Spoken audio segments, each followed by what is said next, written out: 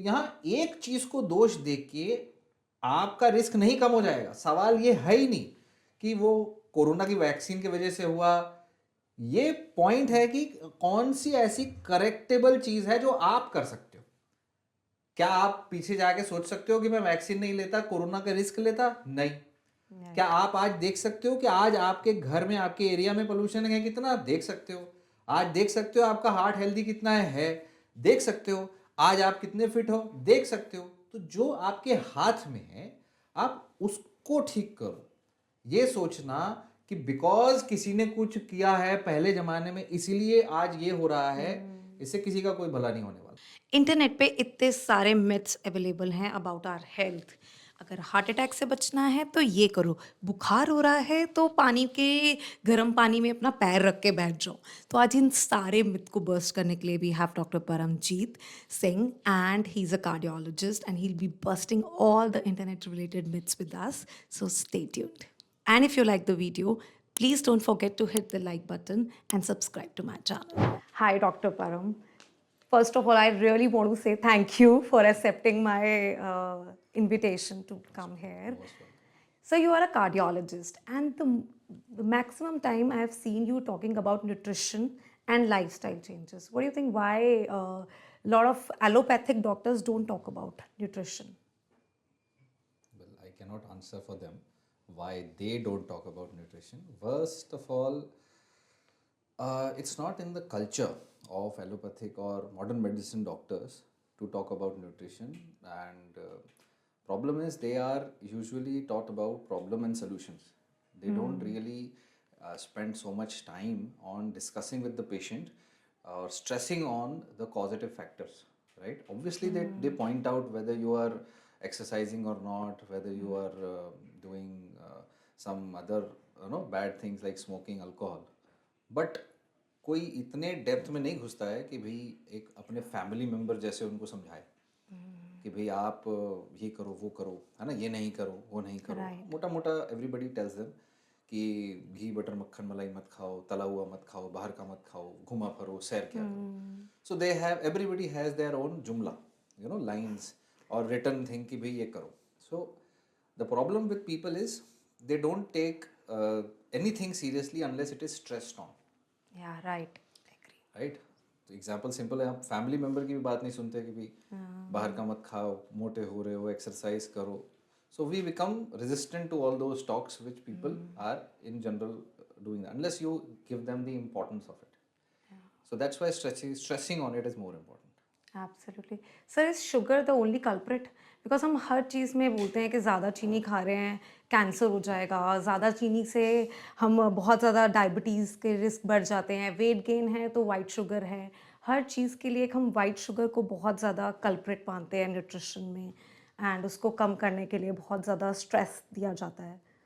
देखो, white sugar is not the problem, ना ही sugar problem है, अमाउंट ऑफ शुगर प्रॉब्लम होती है। या वाइट शुगर इज जस्ट कि इजीली और जल्दी एब्जॉर्ब हो जाने वाला एक प्रोडक्ट है। सबको पता है कि भाई ये जल्दी एब्जॉर्ब हो जाता है। अब वही वाइट शुगर ग्लूकॉन डी के फॉर्म पे लोग लेते हैं कि भाई राइट। ग्लूकॉन डी है, जल्दी एनर्जी, तुरंत एनर्जी, स्पोर्ट्स है, आप दौड़ रहे हो, आप एक्सरसाइज कर रहे हो, उसके दौरान आप ग्लूकॉन डी घोल के पी रहे हो, right? But the problem is if somebody is बहुत ही ज़्यादा मात्रा में अगर हम कोई भी कार्बोहाइड्रेट रिच फूड लेते हैं किसी भी प्रकार का, चाहे वो मल्टीग्रेन चीज़ हो या वो किनुआ हो, ओट्स हो, या चाहे आप किसी भी प्रकार का मोटा अनाज भी ले लो, right? So all those things are rich in carbs.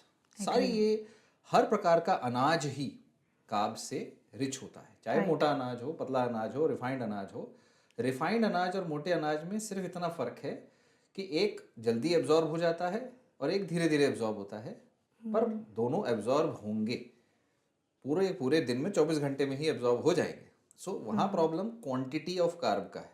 अगर आपकी डाइट में ही बहुत ज़्यादा अमाउंट में कार्बोहाइड्रेट्स हैं तो फिर एडिशनली वो शुगर अमाउंट कम करना बेहतर है। अगर आपकी डाइट राइट। प्रिडोमिनेंटली बैलेंस्ड है, आप कार्ब नहीं लेते हो, कम खाते हो, तो फिर आज चाहे आप थोड़ी सी चीनी ले लो, चाहे आप थोड़ा गुड़ ले लो, चाहे कुछ भी ले लो, उससे फ़र्क नहीं पड़ता। सो बैलेंस ज़रूरी है यहाँ प्रॉब्लम बैलेंस का है, प्रॉब्लम ये नहीं है कि भाई चीनी का 1 चम्मच खराब कर देगा, नहीं। राइट। एंड डायबिटिक पेशेंट में कार्ब्स को इसी रीज़न की वजह से कम बोला जाता है खाने के लिए। करेक्ट। डायबिटिक पेशेंट्स में अगेन इसमें डायबिटीज़ का मतलब है कि इंसुलिन आपकी बॉडी के अंदर अगर टाइप 1 है तो नहीं बन रहा या कम बन रहा है, और टाइप 2 है तो इंसुलिन ज़्यादा बन रहा है लेकिन वो बॉडी आपकी इंसुलिन रेजिस्टेंट है। तो आपके शरीर में ब्लड में ग्लूकोज आ जाने के बाद इंसुलिन उसको काम करता है सेल्स में डालने का। सो इंसुलिन अगर रेजिस्टेंट है तो वो सेल्स में मुश्किल से जाएगा, कम जाएगा, ब्लड में ज़्यादा रहेगा। सो या तो आपको ब्लड में डालना ही कम पड़ेगा, या फिर उसे जब वो अंदर जाता है तब उसकी रिक्वायरमेंट अंदर डिमांड बढ़ानी पड़ेगी। सो डिमांड बढ़ाने के लिए आप एक्सरसाइज करेंगे तो आपके सेल्स ज़्यादा शुगर यूज़ करेंगे और डिमांड बढ़ जाएगी। एक्सरसाइज से भी डायबिटिक पेशेंट्स की शुगर लेवल कम होती है, इंसुलिन सेंसिटिविटी बढ़ती है। और अगर आप बाहर से डालना कम करेंगे, बाहर से डालना यानी कार्बोहाइड्रेट रिच फूड लेना कम करेंगे, राइट। अगर कोई इंसान दिन में 2 रोटी सुबह, 2 रोटी शाम, 2 रोटी शाम खाता है और साथ में चीनी वाली चाय लेता है, तो अब उसने चीनी वाली चाय लेनी बंद कर दी तो ऑब्वियसली शुगर थोड़ी कम हो गई अंदर जाने वाली, सो इट इज़ गुड। लेकिन अब उसने क्या किया कि चीनी की जगह गुड़ ले लिया और 2 रोटी नॉर्मल रोटी की जगह उसने बाजरे जवार की रोटी शुरू कर दी। तो इससे क्या हुआ, वो उतनी ही शुगर जा रही है क्योंकि गुड़ में भी 99% उतनी ही शुगर है और मोटे अनाज में भी उतना ही कार्बोहाइड्रेट है, बस थोड़ा स्लो जा रहा है। तो अब उसके शरीर पर एक साथ इंसुलिन स्पाइक होने की जगह स्लो स्पाइक हो रहा है, लेकिन एट द एंड पूरे 24 घंटे में लोड उतना ही है, तो बहुत ज़्यादा फर्क नहीं पड़ता। इसीलिए टोटल कार्बोहाइड्रेट इंटेक कम करना ज़रूरी है। आप वो उसको अपने डाइट के हिसाब से, अपने मन के हिसाब से कर सकते हो, आपको जो पसंद है वो भी खाया जा सकता है। सो इसीलिए डायबिटिक पेशेंट को भी मीठा खाना अलाउड है, शुगर खाना भी अलाउड है, पर अगर वो उसकी पूरी डाइट का एक छोटा सा पार्ट हो। अगर वो पूरे दिन में कार्ब बहुत कम खाते हैं, अगर आप चाहें आप आम खा सकते हैं, आप जो दुनिया भर के फ्रूट है वो खा सकते हैं, राइट। कई डायबिटिक पेशेंट्स हैं जो डॉक्टर की नहीं सुनते, कहते कि सर मेरे से नहीं रुकता, मैं तो मीठा खाऊंगा, जो होगा देखा जाएगा। ऐसे लोगों को एजुकेट करने की ज़रूरत है कि वो मीठा खा रहे हो तो दूसरा कार्ब कम कर दो, राइट। आपके कोटा है एक, आप 50% अपनी डाइट कार्ब से लो, 50% कैलोरीज, तो वो 50% कैलोरीज में आप चाहे 6 रोटी खाओ या 2 पीस गुलाब जामुन खा लो भाई, वो आपकी मर्जी है। सो आपको डिसाइड करना होगा। ऑब्वियसली हेल्दी दूसरी चीज़ है, बट जो नहीं सुन रहा उसको पता तो हो उसके ऑप्शन क्या है। So that is the thing. So sir, एक आयुर्वेदिक डॉक्टर ने क्लेम किया है कि करेला और नीम का जूस बना लें, ठीक है, एंड उस पे हम खड़े हुए 20-25 मिनट के लिए हमें चलना है उस थाल पे, ठीक है, एंड वो हमारे मुंह में करेले और नीम का रस आ जाएगा एंड 20-25 डेज में डायबिटीज़ रिवर्स हो जाएगी। करेला और नीम का रस या नीम के ऊपर चलने से या किसी भी चीज़ को आप अपनी स्किन पे लगाओगे तो वो स्किन के थ्रू एब्जॉर्ब होती है, राइट। ठीक है। इसीलिए कई पॉइजन्स अगर आपके हाथ में टच हो जाए तो आपके स्किन में आ जाते हैं। इसीलिए टेस्टोस्टेरोन की क्रीम आती है, क्रीम लगाने से वो ब्लड में चले जाती है और टेस्टोस्टेरोन के लेवल्स बढ़ जाते हैं। तो ऑब्वियसली पैर पे भी अगर आप कुछ लगाओगे तो वो ब्लड में एब्जॉर्ब होगा। तो करेला और नीम ये शुगर के लिए एक तरीके से दवाई है, ये आयुर्वेद में दवा है, तो इसको लेना नुकसानदायक हो सकता है क्वांटिटी अगर आपकी ज़्यादा है। सो लोग इसे खाते भी हैं, करेला भी खाते हैं, नीम भी खाते हैं, नीम के जूस भी लेते हैं, जामुन के बीज भी खाते हैं। तो जामुन के बीज टेक्निकली उसकी दवाइयाँ भी हैं, जामुरलिन नाम से दवाइयाँ आती हैं उनकी आयुर्वेद में, जो शुगर कम करती है, जिसको स्टडीज़ भी हो रखी है, जिसका इंसुलिन रेजिस्टेंस पे काम है, जो ब्लड शुगर लेवल कम करती हैं। तो ऐसा है कि आयुर्वेद में शुगर का इलाज है।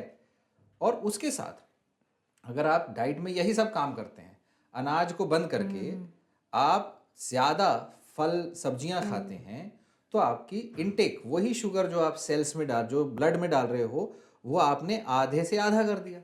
आज तक जो इंसान 6 रोटी सुबह दोपहर शाम 6-8 रोटी खाता था, अब वो 1-1 रोटी खा रहा है और इतना सारा सलाद खा रहा है और थोड़ा बहुत फल खा रहा है और साथ में जामुन पे चल रहा है, तो क्या हुआ, जो शुगर उसकी अंदर जा रही थी वो 30% हो गई और उसकी शरीर जो है उसको कर पाया मैनेज। राइट। तो अगर वो जामुन पे नहीं भी चलता या अगर वो सिर्फ डाइट ही कम कर लेता और थोड़ा वर्कआउट कर लेता तो वैसे भी कंट्रोल हो जाता। बट क्या इससे डायबिटीज रिवर्स हो सकती है? बिल्कुल हो सकती है। ओके। सवाल ये है ही नहीं कि डायबिटीज रिवर्स करने के लिए, diabetes is a lifestyle disease. Right. सवाल ये है ही नहीं कि डायबिटीज रिवर्स करने के लिए सबसे अच्छी दवा कौन सी है, वो सवाल ही नहीं है। Diabetes is a lifestyle disease, उसको रिवर्स करने का सबसे पहला दवा ही डाइट और एक्सरसाइज है। जो सबसे इंपॉर्टेंट चीज ही डाइट और एक्सरसाइज है। चाहे आप दुनिया की किसी भी पैथी की किसी भी तरीके की दवा ले लो, अगर आप डाइट और एक्सरसाइज नहीं कर रहे आपकी डायबिटीज रिवर्स नहीं होगी। राइट। और डाइट का सिंपल सा रूल है, टोटल अमाउंट ऑफ कार्बोहाइड्रेट दिन में लेने वाला आपको आधा करना है, या जो भी आपके डॉक्टर सजेस्ट करते हैं कि पहले थोड़ा कम करो फिर थोड़ा कम करो फिर थोड़ा कम करो, या कई लोग सीधा फास्टिंग कर लेते हैं, सीधा ही कट डाउन कर देते हैं, 4 दिन फास्टिंग कर लेते हैं। अब ड्रास्टिकली स्टेप्स उठाओगे तो ड्रास्टिक रिजल्ट्स मिलेंगे। शुगर ज्यादा लो हो गई तो बेहोश भी हो सकते हैं। राइट। सो डायबिटीज का पहला ट्रीटमेंट है डाइट और लाइफस्टाइल, और हार्ट की बीमारी का पहला कारण है डायबिटीज आज के डेट में। पहला मतलब सबसे सबसे एक बड़ा कारण diabetes. Right. Sir doctor Pradeep Jamnadas जो है यूनिवर्सिटी ऑफ फ्लोरिडा के, ही सेज फास्टिंग, जैसे अभी आपने बोला, is very good for autophagy, cancer cases में बहुत अच्छी है, डायबिटीज़ में आपने बोला बहुत अच्छी है, इंटरमिटेंट फास्टिंग को ही promotes too much and always says 48 hours fasting if you will do you will see drastic changes, and how good is that and how true is that? अगर आप, सेम चीज मैं बोलूंगा, अगर आप आज के डेट में 8 रोटी खा रहे हो और आपने फास्टिंग करनी शुरू कर दी, राइट। तो आप एक बार में तो 8 रोटी खाओगे नहीं, तो आप या तो 4 खाओगे, तो आपने अल्टीमेटली वही चीज अचीव कर ली, कैलोरी डेफिसिट। आप कैलोरीज कम कर ली आपने, चाहे आप खुद से कम खा के कर लो, चाहे आप फास्टिंग करके कर लो। आपका एंड गोल है कि टोटल अमाउंट ऑफ कैलोरीज, जिसमें टोटल अमाउंट ऑफ कार्ब और फैट्स आपके कम करोगे, तभी आपकी बॉडी एक्स्ट्रा शुगर आपके अंदर है, एक्स्ट्रा फैट आपके अंदर है, एक्स्ट्रा कोलेस्ट्रॉल आपके अंदर है, एक्स्ट्रा ट्राइग्लिसराइड है, उसे यूज करेगी। इसमें कोई दो राय नहीं है। ओके। अब इसको ये बोलना कि सिर्फ फास्टिंग से ही होगा, वो गलत है। या ये बोलना कि फास्टिंग ही एकमात्र तरीका है जो आपको हमेशा करनी चाहिए, और कई बार वीडियोस आपने देखे होंगे 7 7 डे फास्टिंग वाटर कर लो आप, फास्टिंग है 7 मेरा दिन की। नेक्स्ट क्वेश्चन वही था आपसे। तो 7 डे वाटर फास्ट आप अपने घर में सारे लोगों को, मोहल्ले में सबको करा लो और आसपास के अस्पताल को बुक कर लेना, क्योंकि 7 डे वाटर फास्ट में आधे लोग अस्पताल पहुंच जाएंगे। ठीक है, तो ये एक ड्रास्टिक स्टेप बोल देते हैं लोग, बड़ा स्टेप बोल देते हैं, जो मैंने जैसे बोला कि अगर आप रिस्की स्टेप उठाओगे तो वो रिस्की, कोई नहीं कह रहा कि भाई टेक्निकली जंपिंग से हाइट बढ़ती है। ठीक है, आप देखेंगे कि कूदने से हाइट बढ़ती है। अब कोई बोलेगा मैं दूसरे माले से कूद जाता हूं तो मेरी हाइट बढ़ जाएगी, तो वो गलत है। ठीक है, तो एक लिमिट होती है हर चीज की। सो fasting creates calorie deficit, it can increase autophagy, पर 4 दिन की ऑटोफेजी 4 साल के प्रॉब्लम को नहीं निगेट करेगी। ठीक है, तो ये वो वाला हिसाब नहीं है कि भाई आपने 40 साल तो मैं उल्टा सीधा खाऊंगा और फिर 4 दिन कुछ नहीं खाऊंगा सब ठीक हो जाएगा, वो गलत है। आपको एक बैलेंस्ड लाइफ जीना जरूरी है, कैलोरी डेफिसिट में जाना। Fasting is good but everything can have side effects. Right. जैसे नीम हो गया, करेला हो गया, किसी को नीम करेला खाने से एसिडिटी हो जाएगी, किसी के डाइजेस्ट नहीं होगा, किसी को उल्टी आ सकती है। सो यही बात किसी के लिए कोई एलोपैथिक दवा से हो सकती है, दवा खाई उल्टी आ गई। अब उसमें ये तो नहीं बोल सकते कि सारी दुनिया के लिए नीम करेला खराब है। So everything can have people who don't tolerate it. So people are there जिनसे फास्टिंग टॉलरेट नहीं होगी, जिनके अंदर फास्टिंग से जिटर्स आ जाएंगे, जिनकी हार्ट रेट बढ़ जाएगी, जिनको पाल्पिटेशन हो जाएगा, जिनको हार्ट के अंदर अरिथमियाज हो जाएंगे। समझे, जिनको इश्यूज आ जाएगा, नींद नहीं आ रही है, काम नहीं हो रहा है, कब्ज हो जाएगी, गैस हो जाएगी, सो हु विल, कौन रिस्पॉन्सिबल है अगर दुनिया भर को बोल दें कि आप फास्टिंग करो और लिमिट में अनलिमिटेड फास्टिंग करो या सिर्फ 7 दिन तक 7 वाटर दिन। फास्टिंग करो? तो ये बात एक डॉक्टर का बोलना बिना कंटेक्स्ट के गलत है, बिना बताए कि भैया एक डॉक्टर से बात करो, be in touch with your doctor, do this under a doctor's guidance, कि आपको कोई सिम्टम ना हो, आपके घर में 10 लोग कर रहे हैं, 10 के 10 में से किसी को सिम्टम ना हो। सो fasting is a tool, right. ठीक है, एक चाकू का काम है, उससे नुकसान भी हो सकता है, उससे फायदा भी हो सकता है। उसे यूज करने के लिए आपको पहले या तो उसको बेसिक सीखने होंगे या अंडर सुपरविजन करना पड़ेगा। So fasting is not bad, but misusing it can land up in major issues. And sir आजकल ओजेम्पिक बहुत ही ज़्यादा चल रहा है, एंड करण जौहर, कुशा कापिला, एकदम से ड्रास्टिक चेंज आया है, रिड्यूस कर लिया बहुत ज़्यादा, and they are promoting also कि yes they have used Ozempic. So how good is that, and is it safe to use? And वैसे on the other hand it's a diabetic medication, and non diabetic can also take that? Ozempic जो है ये actually में diabetes की medicine है। Right. सो ये दो तरीके से काम करते हैं। एक तो इंसुलिन के सिक्रीशन सेंसिटिविटी थोड़ा सा बढ़ाता है, साथ में आपका हंगर कम करता है। ओके। सो भूख कम कर देता है। सो आप अगर एक अच्छी लाइफस्टाइल के साथ इसको लेते हैं तब ही रिजल्ट मिलते हैं। So there are people, there are my patients also who are taking it and they don't get result if they don't change their lifestyle. So Ozempic has a slight effect. It will not work alone without diet and lifestyle. Same goes with just like any other medicine. Diabetes की, weight loss की, fat burning की कोई भी दवा अकेले काम नहीं करती बिना डाइटिंग, बिना एक्सरसाइज के। सो जो अचीव कर पाया है वो यही बोलेगा कि भाई मैं डाइटिंग कर रही थी या मैं फास्टिंग कर रही थी या मैंने खाना कम कर दिया, मैं वही खाना खा रही हूँ, बस एक ही टाइम खा रही हूँ। Ultimately you end up eating half और लेस, ओनली देन आपकी बॉडी अंदर से जूस को बर्न करेगी। तो मतलब otherwise if we'll keep on, because people, a lot of people are thinking कि हम जितना मर्जी खा लें and simultaneously will take Ozempic, then it will not work. It will not work.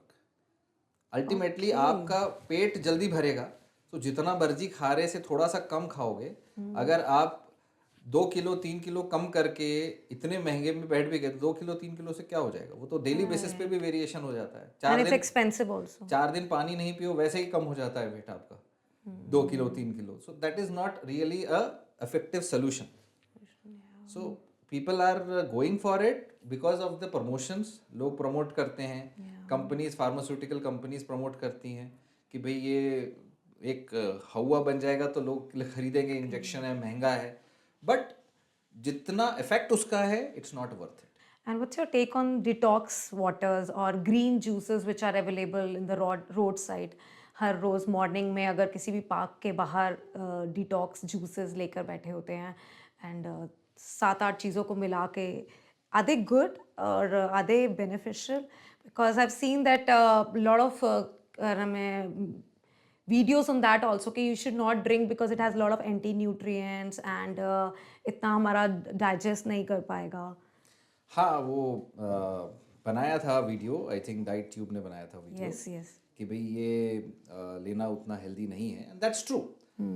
देखो, there are concerns about everything here. हर चीज़ के बेनिफिट और साइड इफेक्ट्स होते हैं। Right. So on one hand taking raw food, कोई भी raw food आप लेते हैं, जैसे वेजिटेरियंस के लिए जो वेजिटेबल्स हैं, सैलड्स हैं, इवन जो दालें हैं, बहुत सारे वेजिटेरियन फूड्स में एंटी न्यूट्रिएंट्स होते हैं।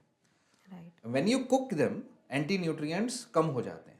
कुछ में कुछ ऐसे प्रोडक्ट्स भी होते हैं जो लार्ज क्वांटिटी में आपके लिए हार्मफुल हैं। जैसे जितनी भी स्पाइसेस हैं, technically plants produce them as a defence mechanism.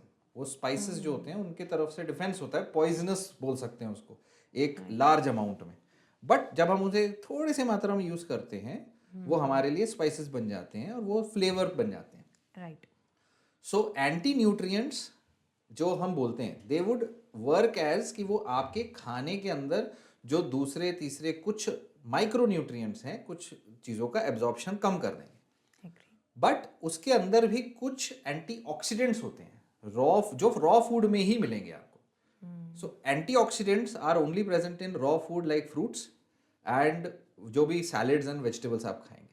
So that's Y at least एक मील आपका उसके अंदर कुछ तो रॉ फूड आपके होने चाहिए, रोज नहीं तो 2 दिन में होना चाहिए, कुछ नहीं तो फ्रूट होने चाहिए, ताकि आपको एंटीऑक्सीडेंट्स मिले।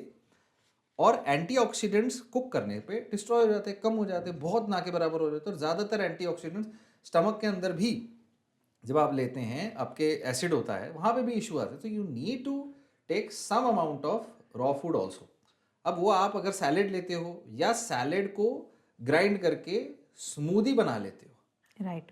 तो चलेगा, घर पे बना लो, क्योंकि आपने अच्छे से धो के बनाया है।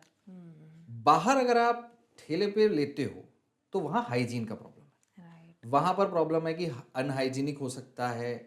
अगर उनकी इतनी सारी वेजिटेबल्स अच्छे से वॉश्ड है कि नहीं, किस वेजिटेबल में कहाँ कौन सा कोई पेस्टिसाइड है, कौन सा कोई कीड़ा है, कोई क्या है, we don't know that. So there are risks.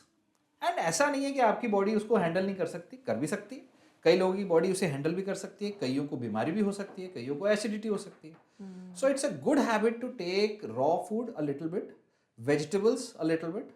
You can say 5 to 10% of your diet should be raw. अब ये चीज़ आप गाइडलाइंस में देखोगे, हर एक की गाइडलाइन अलग है। So cooking food is just a way जिससे हमारी बॉडी इजीली ज़्यादा बेहतर तरीके से चीज़ों को एब्जॉर्ब कर अब्सॉर्ब पाती कर है। पाए। ठीक है, अगर हम ये बोले कि हम सिर्फ रॉ खाएंगे तो absorption will become very less and digestive load will become more, right. So people think कि सिर्फ रॉ खाना बेटर है, बट ऐसा सच नहीं है। आपकी बॉडी के को डाइजेस्ट करने में इश्यू होगा। Even boiling something makes it easier to digest on your body. And steaming also. Steaming, boiling, cooking, cooking का कॉन्सेप्ट ही है कि वो खाने में, डाइजेशन में आसान हो, ब्रेक डाउन करने में आसान हो जाए। But during that process you destroy some nutrients. So that's why कुछ अमाउंट ऑफ फूड रॉ भी जाना चाहिए।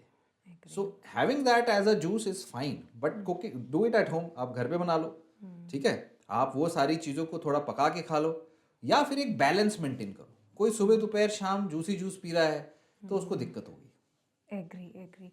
एंड सर मिल्क का भी बहुत ज़्यादा आ रहा है कि हमें मिल्क नहीं लेना चाहिए and milk products are not good.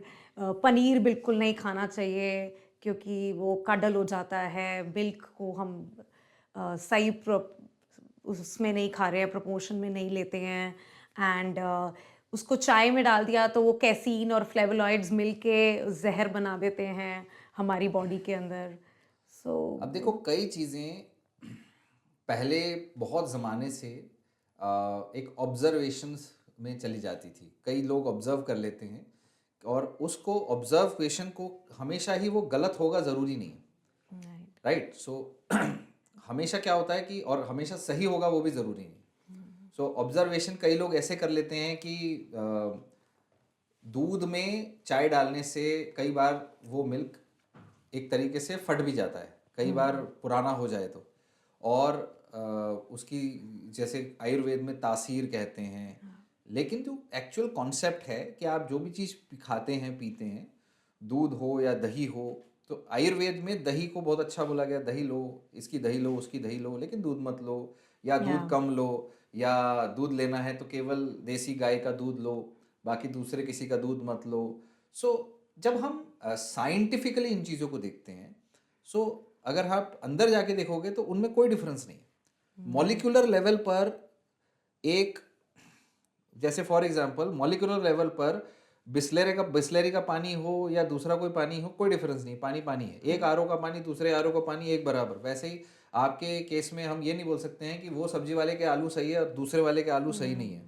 Same way में हम जब दूध को देखते हैं तो एक पर्टिकुलर गाय का दूध दूसरे गाय का, दूसरे भैंस के दूध में बहुत सिमिलर है, बस उसमें किसी में कुछ फैट ज़्यादा है, किसी में फैट कम है, प्रोटीन ज़्यादा है, प्रोटीन कम है, बट इंग्रेडिएंट सेम है। राइट। सो ये वो बात हो जाती है कि ये वाली चाय अच्छी नहीं है, उस कंपनी की चाय अच्छी है, उस कंपनी की अच्छी है, तो वो एक ऑब्जर्वेशनल है, वो एक अजम्पशन है, वो कोई प्रूफ नहीं है कि दूध ही खराब है। या अब दूध में there are questions of digestibility. Yes, lactose intolerant भी बहुत ज़्यादा हो रहे हैं अब। सो कई लोग डाइजेस्ट नहीं कर पाते दूध को, तो ऑब्वियसली जो चीज़ आपको नहीं डाइजेस्ट होती वो मत लो। चाहे वो दूध है, चाहे वो पीनट्स है, चाहे वो अंडा है, चाहे वो कोई और खाना है, जिस चीज़ से आपकी बॉडी आपको सिग्नल देती है कि ये मेरे लिए नहीं है, वो आपको नहीं लेनी चाहिए। पर जो आप जेनेटिकली बार बार पीते आए हो, सालों से पीते आए हो, एंजॉय करते आए हो, जो न्यूट्रिशनली अच्छा है, यस, राइट, वो किसी एक के कहने पे नहीं बंद कर देना, कोई लॉजिक नहीं। राइट। तो सो दूध यू इज गुड। या you said protein, and protein का भी बहुत बड़ा मिथ है कि हमें ज़्यादा प्रोटीन पाउडर्स लेने से किडनी फेलियर हो जाता है, एंड हमें प्रोटीन ज़्यादा नहीं लेना चाहिए, and if you are taking protein तो हमें बहुत ज़्यादा पानी पीना है सो दैट वो फ्लश आउट भी हो जाए। And what's your take on that? देखिए, प्रोटीन लेने से कभी भी किडनी डैमेज नहीं होता, ठीक है। जैसे दौड़ने से आपकी हड्डी नहीं टूटेगी, लेकिन हड्डी टूटी है तब नहीं दौड़ना है, राइट। ठीक है। जब हड्डी टूटी है तब नहीं दौड़ना है, लेकिन दौड़ने से हड्डी नहीं टूटेगी। वैसे ही किडनी खराब है तब आप किडनी पे लोड नहीं डालें, तो बहुत एक्सेस प्रोटीन नहीं लेते, लेकिन प्रोटीन लेने से किडनी नहीं टूटेगी, नहीं खराब होगी। ओके, सो ये बेसिक कोरिलेशन है कि किडनी के लिए या शरीर के लिए आपको एक बेसिक अमाउंट ऑफ प्रोटीन लेना चाहिए। 1 ग्राम पर केजी बॉडी वेट प्रोटीन आपको लेना चाहिए, मिनिमम 0.8 ग्राम आपको लेना चाहिए। अब बहुत एक्टिव हैं, एथलेटिक हैं, बॉडी बिल्डिंग कर रहे हैं, ग्रोथ फेज में हैं, प्रेग्नेंट है, तब आपको 1.6 से 2 ग्राम पर केजी तक भी आपको लेना पड़ सकता है प्रोटीन। अगर उस समय आप प्रोटीन नहीं ले रहे तो आपकी बॉडी डेफिशिएंसी में जाएगी। प्रोटीन न्यूट्रिशनल डेफिशिएंसी से आपकी बॉडीज में लिटरली हम अपने ऑर्गन्स, अपनी दूसरी मांसपेशीज को यूज करके वो चीज़ सप्लाई करते हैं जहां नीड है। अगर एक मदर प्रेगनेंसी के दौरान प्रोटीन नहीं लेती है तो मदर के हाथ पैर पतले होने लग जाएंगे, उस मसल्स को तोड़ तोड़ के अमाइनो एसिड यूज होंगे बच्चे को बनाने के लिए। सो आप नहीं लोगे तो बॉडी तो यूज करेगी, पर आपको चाहिए। बाल नहीं आएंगे, राइट। बाल जाने शुरू हो जाएंगे, बिकॉज बाल भी प्रोटीन से बनते हैं। तो आपकी बॉडी एक्सेसरी चीजें नहीं बनाएगी, बाल नहीं बनाएगी, नेल्स नहीं बनाएगी, स्किन खराब होगी अगर अंदर कमी है तो अंदर आपको मिनिमम अमाउंट ऑफ प्रोटीन देना होगा। जब घर में खाने को नहीं है तो बाहर की बिल्डिंग कैसी दिख रही है वो क्या लेना देना। तो घर में खाना चाहिए। सो बेसिक प्रोटीन की नीड किसी भी बीमारी में पूरी होनी चाहिए। बड़ी से बड़ी बीमारी, कितनी and stage of liver disease भी हो, तब भी 0.6 ग्राम प्रोटीन पर केजी बॉडी वेट लेना जरूरी है। एंड कोई भी बीमारी हो। And this, I've seen in your video only, you have said that muscle is very important for longevity. How you will describe that? कि अगर हमें ज़्यादा टाइम तक जीना है तो उसके लिए हमें मसल मास ज़्यादा होना चाहिए, और उसके लिए हमें प्रोटीन इनटेक लेना चाहिए ज़्यादा, या how you will describe it for everyone? बहुत इजी है। आप ये बताओ, जैसे एक कार है, एक कार की लाइफ डिपेंड करती है कि उसकी इंजन की हेल्थ कैसी है, उसके अंदर पेट्रोल कितना है। वैसे एक इंसान है, how would a person die, imagine that, कैसे मर सकता है अगर उसको कोई बीमारी हो जाए और उसका कोई ऑर्गन काम करना बंद हो जाए या ऑर्गन डैमेज हो। चाहे आप हार्ट ले लो, क्या है हार्ट? एक मांसपेशी है। लिवर है, किस चीज से बना है? मसल से, फैट से बना है। आपकी स्किन किससे बना है? मसल से बना है। हेयर किससे बना है? आपका प्रोटीन से बना है। प्रोटीन से बना है, मसल कह रहा, प्रोटीन से बना। हर चीज शरीर में बनती प्रोटीन से है। सो अगर आपका शरीर कभी जिंदगी में बीमार होगा, कैंसर होगा, कोई कार्डियक हार्ट अटैक होगा, तो उस मसल को एक ट्रॉमा होगा, उस बॉडी के एक पार्ट को, ऑर्गन को इंजरी होगी। वो इंजरी झेल पाएगा या नहीं, ये डिपेंड करेगा उसके अंदर उस टिश्यू कितना हैवी है, कितना अच्छा टिश्यू है, राइट। अगर कोई तगड़ा इंसान है तो उसको एक्सीडेंट भी होता है, उससे कुछ पता नहीं चलता, उसको चोट ज़्यादा नहीं लगती, उसको आके डंडे भी लग जाते हैं, वो कुछ नहीं होता उसको। पर कोई बहुत ही ज़्यादा बेचारा पतला सुकड़ा है तो उसको थोड़ा सा धक्का लग जाता है, वो दूर जाके गिरता है। राइट। सेम वे अगर किसी का हार्ट ऑलरेडी बहुत पतला है, उस पे अटैक होता है तो वो हार्ट फट भी जाता है, और किसी का हार्ट तगड़ा है, थोड़ा अच्छा हेल्दी है, तो वो अटैक भी झेल लेता है। तो वो तगड़ा का क्या मतलब है? तगड़े का मतलब ही है कि वही उसके हाथ में कितनी ताकत, उसके हाथ में हार्ट में मसल कितनी है, राइट? किसी की मसल उतनी होनी चाहिए कि वो एक नॉर्मल रेंज में बेटर लेवल पे हो, राइट। तभी हर चीज की एक नॉर्मल रेंज है, राइट? किसी के बाइसेप्स बड़े होने चाहिए, पर इतने भी नहीं बड़े होने चाहिए कि हाथ मुंह पे नहीं आ रहा, कि खाना नहीं खा पा रहे, खाना इतने नहीं। मोटे हो गए। वैसे ही हार्ट का है, हार्ट की मसल की एक थिकनेस होनी चाहिए, वो उतनी होनी चाहिए, इतनी भी बड़ी नहीं होनी चाहिए कि अंदर की जगह ही कम हो जाए। Right, right, right. ठीक है, कमरा बनाते हैं, दीवारें मोटी होनी चाहिए, इतनी भी मोटी नहीं होनी चाहिए कि बैठने की जगह ना हो। बैठ। तो हर चीज के डेप्थ में जाके सोचा जा सकता है, तो हर चीज में लॉजिक है। सो राइट। आपको ये देखना होगा कि आप अपने शरीर को वो हेल्दी लेवल के मिडल में रख रहे हो, पासिंग मार्क्स पे हो, या हायर लेवल पे हो। आपके ऑर्गन्स, आपका हार्ट, आपके बाल, आपके पैर, आपकी मसल्स, उस सारी चीजें एक हेल्थ स्पेक्ट्रम पर है। उस स्पेक्ट्रम में आप पास हो रहे हो, पासिंग मार्क्स में हो, या आप हायर लेवल पे चल रहे हो, वही आपकी एक्चुअली डिसाइड करेगा कि आप बड़ी बड़ी बीमारियों को झेल पाओगे कि नहीं। सर, ऐसी एक बड़ी बीमारी है फोर्थ स्टेज ऑफ कैंसर, जो नवजोत सिंह सिद्धू जी ने बोला कि हम मेरी वाइफ का तो फोर्थ स्टेज कैंसर, हमने अ, हल्दी में कितना पैसा लगता है, नीम के पत्तों में कितना पैसा लगता है, and we all know back end पे उन्होंने कीमो एंड ये सब लिया है, बट एवरीबडी परसीव्ड कि उन्होंने तो सिर्फ यही हल्दी एंड इन्हीं से ही ठीक किया है। So and if somebody think कि हमने सर्जरी करा ली, उसके बाद कीमो नहीं कराते हैं और यही सब लेते हैं, तो how, what will be there end result? ये ऐसे पूछने वाली बात हो गई कि अगर कोई इंसान इंडिया में अपनी गाड़ी लेके निकलता है और उसके सामने एक जंगल है, और वहाँ अब वो फंस गया है, ठीक है, अब कोई कह रहा है कि मैं तो इधर से गया और तो मेरे को रास्ता मिल गया, कोई कह रहा है मैं उधर से गया मेरे को रास्ता मिल गया, और अब आप बैठे हो कि भाई मैं कहाँ जाऊँ, राइट। राइट? सो हर इंसान के लिए एक सेम रास्ता नहीं होता है। राइट। हर इंसान के लिए, क्योंकि वो कहाँ है, उसके पास कितना शरीर में उसके कितनी ताकत है, उसकी जीवन कितना किस लेवल पर है। अब कैंसर एक ऐसी बीमारी है जो एक एज के बाद हमारे शरीर में बन सकती है। अगर आप 70-80 साल के उम्र के किसी भी इंसान के अंदर देखोगे, तो उसके अंदर हार्ट में ब्लॉकेजेस निकलेंगी, राइट। सभी में निकलेंगी। कुछ होंगे, कुछ परसेंटेज जिनके नहीं होंगी, जेनेटिकली ब्लेस्ड जिसको हम कहते हैं, पर ज़्यादातर लोगों के हार्ट में ब्लॉकेजेस होंगी। कितनी सारी ऑर्गन्स आधे अधूरे, कहीं कहीं डैमेज होगी। इतने 70-80 साल की डैमेज इंजरीज उन्होंने झेली। राइट। सो कई चीज़ों में हमारे बॉडी के ऑर्गन्स काम करने बंद कर देते हैं एक उम्र के बाद। वैसे ही हमारी बॉडी में सिस्टम है कि वो किसी भी ऑर्गन का जो कैंसरस डेवलपमेंट है, म्यूटेशन है, कि एक के बाद एक सेल ग्रोथ है, अनलिमिटेड सेल ग्रोथ को रोके। राइट। ट्यूमर सप्रेसिव जीन्स, या जो कह लीजिए ट्यूमर सप्रेशन जो है, वो कुछ उम्र के बाद कई लोगों में खराब हो जाता है। कई लोग जल्दी खराब कर देते हैं उसको, दारू पी के, स्मोकिंग करके, धूप में, बहुत ज़्यादा गलत लाइफस्टाइल से। तो ये एक पॉइंट इज, 80-90 साल के इंसान में अगर आप घुस घुस के देखोगे तो छोटे मोटे ट्यूमर, कैंसर आपको मिलेंगे। राइट। बट सवाल ये है, क्या वो इंसान उस कैंसर से ही मरने वाला है? ये नहीं बोला जा सकता। राइट। सो इसीलिए कैंसर इज समथिंग जो आपका अनरेगुलेटेड, कह लीजिए अनलिमिटेड ग्रोथ हो जाएगी वो सेल की, जो भी सेल है। अगर वो सेल आपके हाथ में ग्रो करने लग गया तो आप उस हाथ से काम नहीं कर पाओगे। आपने अगर उस हाथ से काम नहीं कर, कोई बात नहीं, मैं इस हाथ से नहीं करूंगा, मैं दूसरे से कर लूंगा, आपका काम, चलो आप एडजस्ट कर लिए। अब वो फैल गया, आपके हार्ट में चला गया।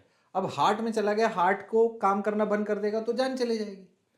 सो कैंसर कहाँ रूट लेगा, कहाँ फैलेगा, किधर जाएगा, कितनी जल्दी जाएगा, और किस में कहाँ जाएगा, ये नहीं बोला जा सकता। इसीलिए एक सुपर स्पेशलिटी है कि कैंसर के डॉक्टर्स जो हैं वो इसकी स्टडी करते हैं और ये देखते हैं कि अगर आपके शरीर में ऐसे कैंसरस सेल्स आते हैं तो आपके पास क्या ऑप्शन है, राइट। और आप क्या क्या कर सकते हो।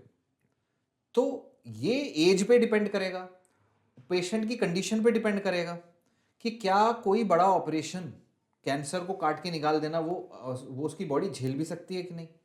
उनकी हार्ट की बीमारी तो नहीं है, उनको लिवर की बीमारी तो नहीं है, उनके लिए इस वक्त क्या बेस्ट स्टेप है? सो प्रॉब्लम इन इंडिया और problem anywhere is this clarity जो डॉक्टर और पेशेंट के बीच में कम होती है, जो कई बार आप एक एजुकेटेड सोसाइटी के एक वेल नोन पर्सन के साथ तो डॉक्टर बैठ के घंटों समझा देगा, पर एक जनरल पेशेंट को 5 मिनट में बस ये दवा लेनी है, जॉब। अब नवजोत सिंह जी के उनके कैंसर पेशेंट कभी भी कैंसर की वजह से नहीं मरता है, कैंसर के कॉम्प्लिकेशन की वजह से मरता है। राइट।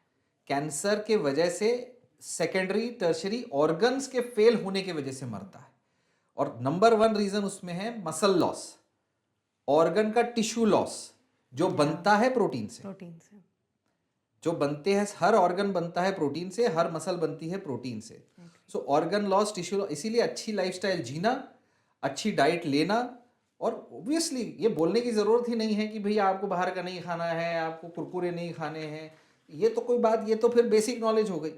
बात उसके ऊपर की है, बात उसके इतने डेप्थ की है कि आपकी बॉडी इस समय कहाँ खड़ी है और आगे क्या फेस करना है, आपके लिए लड़ाई है आगे चल के, वो लड़ने के लिए आप शरीर को तैयार करोगे या बैठ के आइसक्रीम खाओगे। सो कैंसर का इलाज इस चीज़ पे डिपेंड करता है कि अगेन आप उस स्पेक्ट्रम पे कहाँ हो, अगेन आपकी बॉडी में किस प्रकार का कैंसर है, कहाँ कहाँ फैला है, या उसके आज से पहले जब जब ये कैंसर दूसरे लोगों में पाया गया, कितनी जल्दी फैला इस टाइप का कैंसर, कितना एग्रेसिव कैंसर है, आपके अगले 1 साल में फैल जाने के कितने चांस हैं।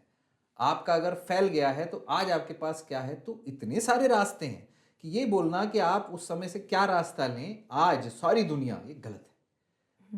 तो ये चीज़ आपको बैठ के अपने डॉक्टर से डिस्कस करनी है, 1 नहीं 2 से करो, 2 नहीं 3 से करो। इंडिया है, आप लकी हो, डॉक्टरों की कमी नहीं है। राइट। और अगर कोई डॉक्टर आपको नहीं समझा रहा, टाइम नहीं दे रहा, चेंज दैट डॉक्टर। यही एडवांटेज है, बाहर किसी के पास ऑप्शन भी नहीं होता है ये, उनको तो 6-6 महीने डॉक्टरों की शक्ल नहीं देखने को मिलती है, राइट। एक ज़माना था जब लोग सोचते थे कि बाहर ट्रीटमेंट अच्छा होता होगा, यस। यूएस में चले जाएंगे, कनाडा में चले जाएंगे, पर आज के डेट में every single treatment is available in India. बस डॉक्टर समझा दे, बस डॉक्टर आपको अपना समझ के अपने फैमिली मेंबर जैसा समझा दे, ये डॉक्टर ढूंढना है आपको। क्योंकि आप ये मान के चलो, उनके लिए, सिद्धू जी की वाइफ के लिए, उनके घाव का ट्रीटमेंट रोज आके सर्जन घर पे ड्रेसिंग कर रहा था, रोज ड्रेसिंग कर रहा है, रोज ड्रेसिंग करना है, एक घाव में इन्फेक्शन हो जाता है, लोगों की जान चली जाती है। सो कॉम्प्लिकेशन वहां नहीं हुए, बट कॉम्प्लिकेशन मैनेज किए गए। राइट। वो हल्दी से नहीं मैनेज हुआ, वो प्रॉपर Yes. ट्रीटमेंट से मैनेज हुआ। सो वो ये बात करना कि वहां पर ये नहीं किया होता तो नहीं ठीक होता, ये गलत है। सो यहाँ पे बात है कि एक बड़ी लड़ाई है, आप कैसे जीत सकते हो, जितने भी आपको हाथ मिलते हैं उसमें से कौन सी बात सही है, आपके ऊपर लागू होती है, समझ के आप करो।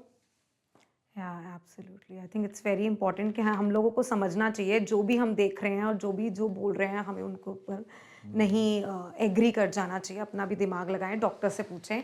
And next sir, 15 to 20% increase in young individuals को हार्ट अटैक के केसेस बहुत ज़्यादा बढ़ गए हैं। What is the reason? Is the only lifestyle reason? क्योंकि हमने बहुत ज़्यादा ये केसेस भी देखे हैं कि बहुत ही एथलीट लड़का है एंड जिमिंग कर रहा है, डेथ हो गई ऑन स्पॉट।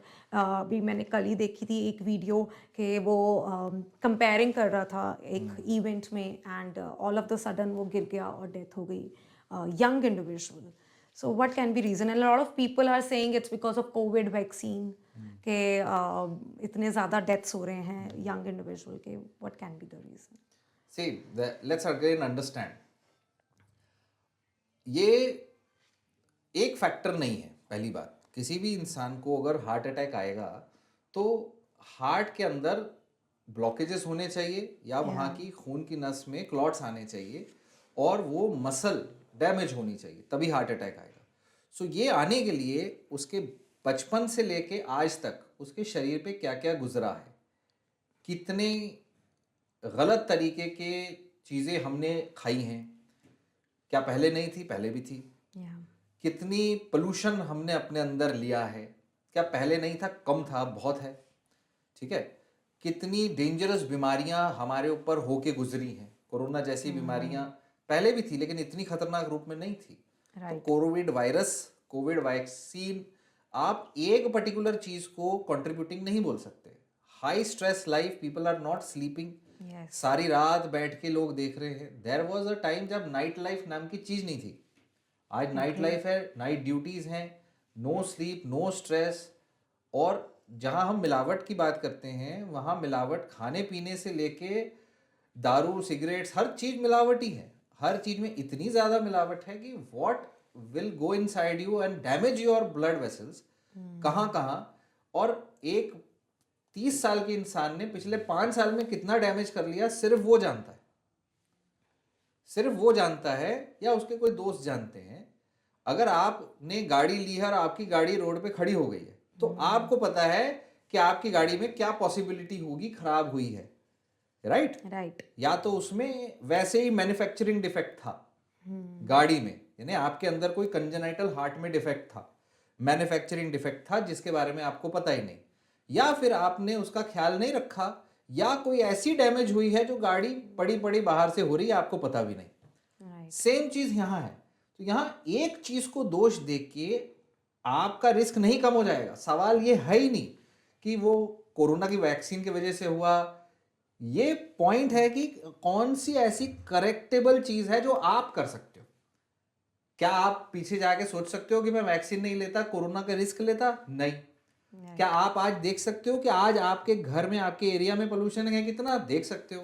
आज देख सकते हो आपका हार्ट हेल्दी कितना है? देख सकते हो। आज आप कितने फिट हो? देख सकते हो। तो जो आपके हाथ में है आप उसको ठीक करो। ये सोचना कि बिकॉज किसी ने कुछ किया है पहले जमाने में इसीलिए आज ये हो रहा है, इससे किसी का कोई भला नहीं होने वाला। सर अर्ली सिम्टम्स क्या होंगे हार्ट अटैक के, अगर सर किसी को समझना हो कि मेरे को हार्ट अटैक आ रहा है या फिर कुछ भी? अर्ली सिम्टम्स बहुत सिंपल है। अगर किसी को एक्सरसाइज करते वक्त, ओके बहुत सिंपल है, अगर एक्सरसाइज आप कर रहे हो तो आपकी हार्ट पे लोड पड़ रहा है, हार्ट तेज दौड़ रहा है, दिल की धड़कन बढ़ रही है। अगर एक्सरसाइज करते समय किसी को चेस्ट में दबाव हो रहा है, दिक्कत हो रही है, ब्रीदिंग प्रॉब्लम हो रही है, और वो चीज एक्सरसाइज करने के बाद ठीक हो जा रही है, रुकने पे ठीक है, एक्सरसाइज पर है, तो ये एक लक्षण है जिसपे आपको हार्ट के टेस्ट करने चाहिए। तो ये अर्ली सिम्टम है, क्योंकि हार्ट अटैक जब होगा तब तो लगातार दर्द होगा, राइट तब तो आर्ट की ब्लॉकेज हो गई है, नस ब्लॉक हो गई है, तो वो ब्लॉक होने के बाद आगे खून नहीं जा रहा, तो वो दर्द लगातार होगा जब तक वो ब्लॉकेज खुलेगा नहीं, राइट? लेकिन उससे पहले जब 50, 60, 70, 80% ब्लॉकेज हो रहा है, तब आप जब दौड़ोगे, धीरे धीरे तेज दौड़ोगे, तब आपको फील होगा कि थक रहा हूं मैं, ज्यादा थक रहा हूं मैं, सांस फूल रहा है मेरा। तब आपको यही दौड़ना एक हार्ट के मशीन पे, ट्रेडमिल टेस्ट पे ईसीजी लगा के करना है। तो ईसीजी में चेंजेस आएंगे कि हार्ट की कौन सी मांसपेशी किस हिस्से में प्रॉपर खून नहीं जा रहा, वो ईसीजी में चेंजेस में पता चल जाता है। तो ECG during running, TMT treadmill test can diagnose a blockage more than 70%। तो कोई भी ब्लॉकेज आपका 70% से ऊपर है वो टीएमटी में पकड़ा जाएगा। 10-20% ब्लॉकेज नहीं पता चलता, 30% है, 80%, 60% है, 50% है, उसमें आपको कोई लक्षण नहीं आएगा। 70 के ऊपर है तो टीएमटी में आएगा। तो TMT is a very good test, ECG, echo and TMT. Okay, ये 3 टेस्ट हमें कराने चाहिए। और सर किसी को हार्ट अटैक आ गया है तो उनके साथ वाले कैसे हेल्प कर सकते हैं हॉस्पिटल ले जाके तुरंत। इमीडिएटली? अगर सीपीआर उनको देना आता है तो? CPR is a different thing. Heart attack हो जाना हार्ट रुक जाने के बराबर नहीं है। Heart attack is different, heart रुक जा, cardiac arrest. Arrest, yes CPR is only done जब हार्ट रुक जाए। हार्ट अगर आपका रुक जाएगा तो जो पर्सन है वो बेहोश हो जाएगा, क्योंकि हार्ट एक पंप है जो लगातार ब्लड सर्कुलेट कर रहा है, और आपको जगा के रखने वाला, होश में रखने वाला आपका ब्रेन है, जो 30 सेकंड के लिए भी अगर वहां ब्लड नहीं गया वो आप सीधा बेहोश हो जाओगे। राइट तो अगर हार्ट रुका, विद इन 30 सेकेंड्स आप बेहोश हो जाओगे। और उसके 30 सेकेंड 1 मिनट के अंदर अगर आपको सीपीआर नहीं दिया गया राइट तो ब्रेन डैमेज हो जाएगा, तो ब्रेन डैमेज होना शुरू हो जाएगा, ब्रेन के न्यूरॉन्स डैमेज होंगे, तो लाखों करोड़ों में से कुछ कुछ डैमेज होने शुरू हो जाएंगे।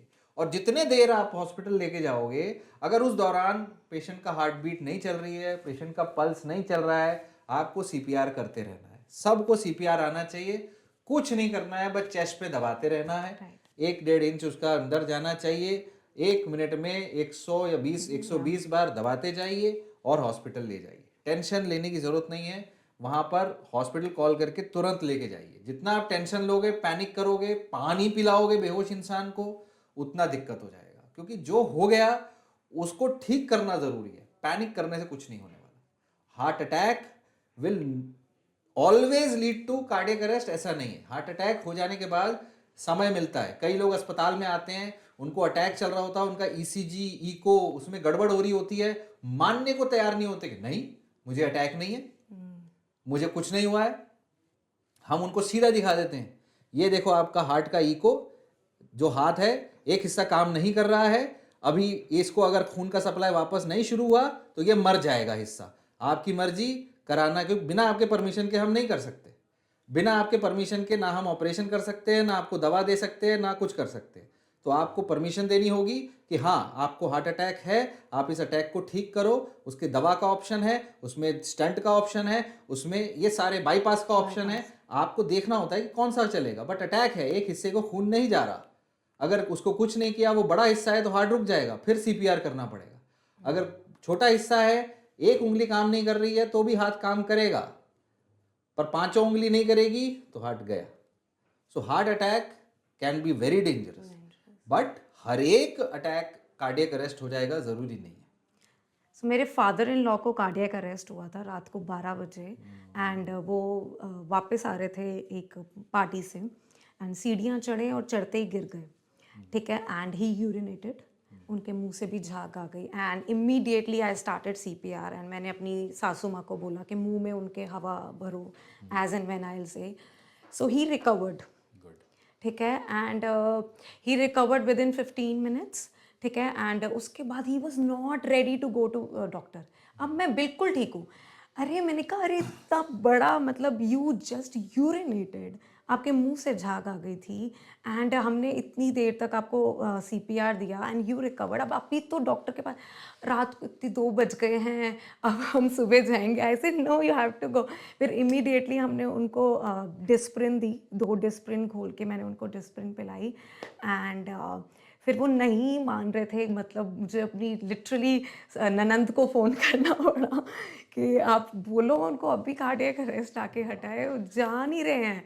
तो फिर समहाउ ही एग्रीड, फिर मेरे हस्बैंड उनको लेकर गए, एंड 3 डेज़ के बाद उनका बाईपास हुआ था, एंड बट ही सर्वाइव्ड। सो ही तो देखो, दिस इज द प्रॉब्लम, लोगों को ट्रस्ट नहीं है, people don't trust doctors, and that is true, it happens in India, जो हो चुका है।